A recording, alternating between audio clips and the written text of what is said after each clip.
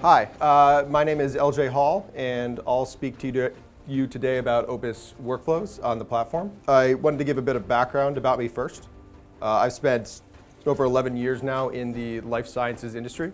I started by working on a mobile solution for pharma supply chain management at a company called Rock IT Solutions, and we were acquired by Tracync in 2017. So over those 11 and a half years, I've done 3 years in QA, 3 years in tech consulting at both Rock IT Solutions and Tracync, and then 6 years of product management, with the last 4 specifically being on the Opus platform. And so I've seen the life sciences industry from a lot of different perspectives. And the reason I'm sharing this with you today is I can just tell from firsthand experience in both tech consulting roles and QA roles how difficult it can be in the old world to configure software for your businesses and with commercial off-the-shelf products, which is why I'm so excited to be up here today to talk to you about what we can do with the new world, building off of what Jerry presented and what Siva presented, along with what Bob presented this morning. Okay, so workflows on the Opus platform are an important concept to understand in order to maximize the value you can achieve for your business.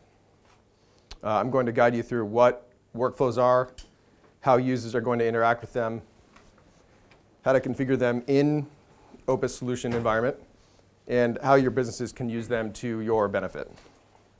Workflows, they don't sit in the same plane of existence as business objects that Jerry and Siva were showing us. So an end user can't go create an instance of a workflow.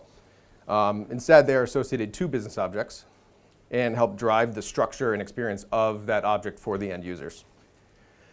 It also helps the user stay within the lines of what the Opus developer has intended. So it may allow or prevent a field from being modified until after you reach a certain state in the workflow.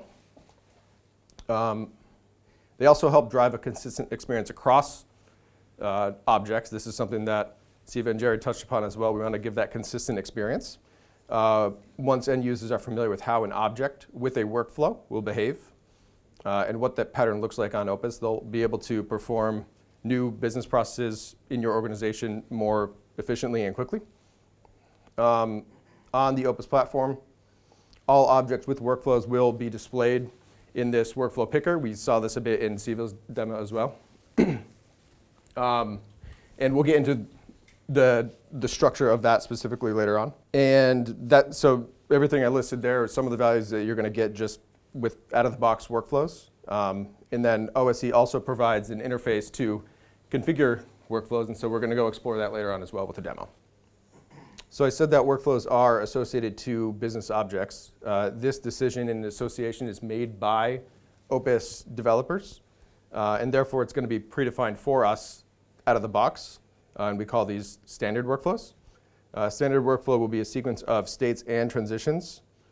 The Opus developer will have tied necessary app logic to those states and transitions, and you can always count on these happening. If you choose to configure a solution in the way that we saw with Siva's demo, the standard workflows become company workflows inside the new solution, and this is where we can extend the functionality of those standard workflows to handle our specific business processes. So we're going to add substates, which are associated to a base state. We can add transitions from and to our substates. So in this example here, we have the standard workflow, and if we choose to configure, we can add substates to the base state, and then transitions to and from the base states and to each other. And this is where we can inject our own logic into what we need to do for our businesses. I'm not going to cover every single rule that we have today, but one thing I do want to point out is for our transitions that we add, it has to form an honored pair with the base state transition. So for example, I cannot create a transition from drafting back to do. And the reason for that is quite simple. The app developers have defined business logic that they want tied to those transitions, and so we can't violate that. Beyond that, we're going to talk about transition conditions and post-transition actions in a little bit, and this is where we're going to see a lot of that added logic that we want for our business. Okay, so one axis is the standard workflows and the company workflows. Another that I want to talk about is the different classes of objects that we're going to see with workflows.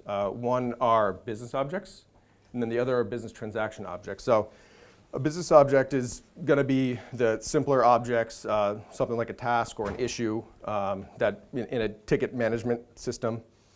The other is a business transaction object. The workflows for these tend to be a bit more complex, and they are able to accomplish a lot more. And really the defining feature of business transaction objects is the workflow is going to be run automatically, and that gives us a lot of power for what we need to do.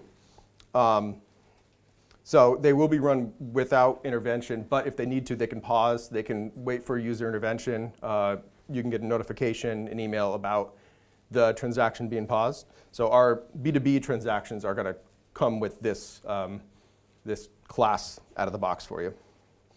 And then since these are all modeled with the same metadata, we get to tie into the same user interface and that same consistent experience that Siva was able to demo for us, meaning that both your business object and business transaction objects will be displayed in the same way. And for the business transaction objects, this is quite powerful because if for whatever reason it pauses or it gets stuck in the middle, you can always see how it's persisted and you can always view that object. Okay, so on the configuration side, all standard workflows come with base states and base state transitions. These are defined by the Opus developer, and they define the life cycle of an object type. When we configure company workflows, we're going to add substates to our base states, which can provide additional insight into the context of our business. Then from there, we're going to add transitions to and from our substates and to and from other base states as well to our substates. I'll also mention here that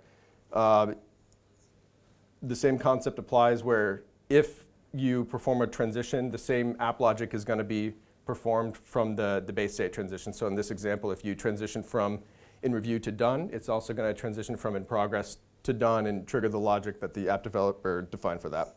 So now down into the transition conditions and post-transition actions. These are quite powerful, and I think that these are self-descriptive in what they do. So transition conditions, they are logical conditions that are tied to a transition and define whether or not the transition can be performed. So for example, if a particular attribute is empty or greater than a certain value, then the check could fail and it could block the transition for the user. And then post-transition actions are actions that you configure to happen after a transition occurs. You could send a notification, you can send an email, send another B2B message, send something to a back-end system. So this is where we can get a lot of power from the configurability. And then what I do want to mention is right now, these are written in JavaScript, but we're coming with more tools available to build these from the no-code interface as well. So we're really excited about this feature and where this is at. So movie time, so we're going to go back to Sally Solutions and Sierra Bywell from the previous example.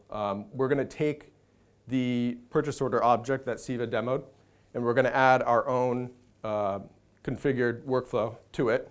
We're going to add two substates. In the demo, we're just going to add transitions to submitted from both draft PO and pending approval, which are our two substates, and then a transition between them. And we're going to have a transition condition between the two substates, and we're going to see how that looks like in action. So the use case here is we want there to be a pending approval state between moving from draft to submitted, and this is going to allow Sierra Bywell to approve purchases before they go through. Okay, so the first scene here, we're going to watch this with the base standard workflow. And what we're going to see is at the top of this screen, when it loads, we see that the first state there was draft.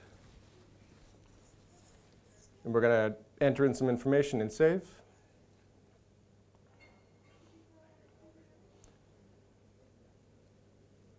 We're going to go back in. We see that it's draft. Let's select move to. We're going to move to submit from draft. Save that.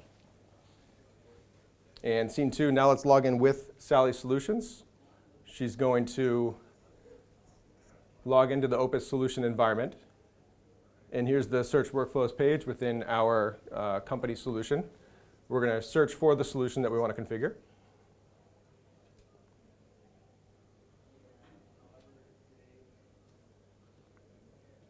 We're going to pick our company workflow.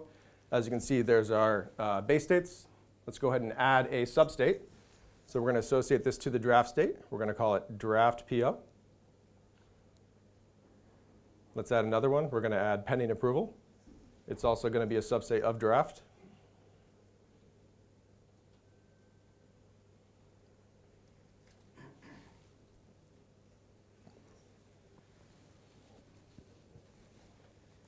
Okay, so now we have our substates. Now we're going to add transitions between them. What we're going to do for this is we're going to pick the substate from the table here. You'll see that we'll be able to click on the substate row.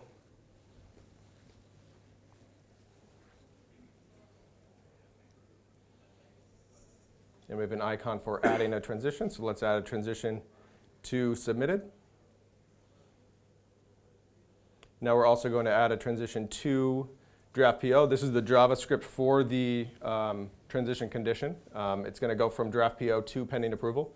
And we're going to see that in action once we experience this again with the configured company workflow. And then finally, we'll add a transition from pending approval to submitted. And so we'll be able to see this all play out when we go back into a new instance of the object from Sierra Bywell's perspective.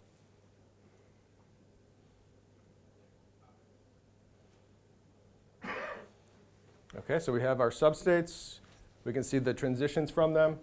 So now we go back in, we create a new purchase order. As you can see, the substate is displayed here. Again, no reloading, it just happens after you save the workflow. So we're gonna create this new purchase order. It's in a draft PO state.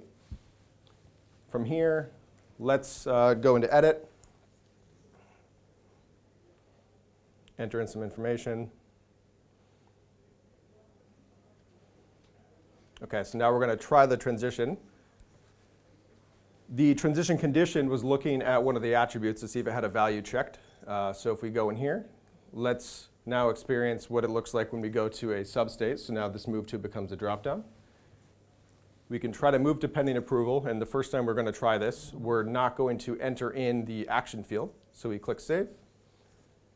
We're going to get an error here. We're blocked from transitioning because the transition condition is making the check for us that we wanted.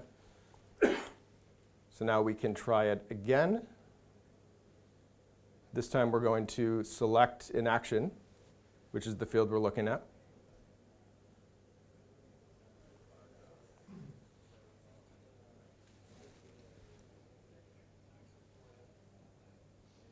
And that's it. So from here, we move into the pending approval state like we wanted. From here, whoever the approver is, they can go back in, they can edit it, and they will be able to move it to submitted.